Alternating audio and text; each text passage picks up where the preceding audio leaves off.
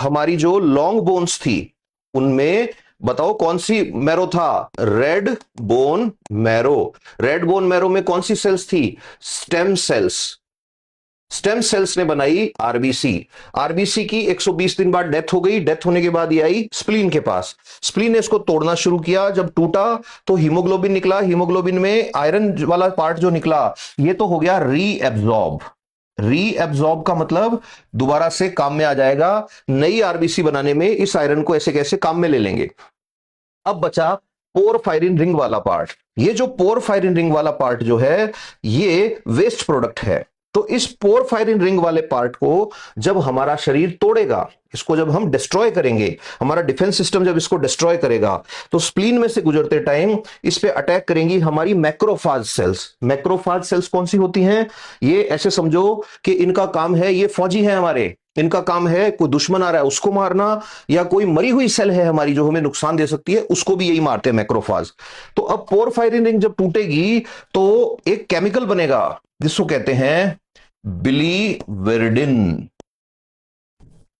बिलीविरडिन। और ये जो बिलीविरडिन है ये फिर आगे कन्वर्ट होता है रिडक्शन प्रोसेस के थ्रू बिलीरुबिन के अंदर।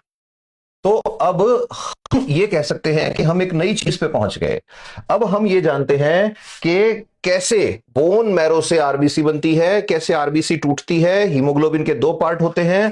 पोरफायरिन रिंग जो है वो बिलीविरडिन में बदलती है, बिलीविरडिन बिलीरुबिन में बदलता है।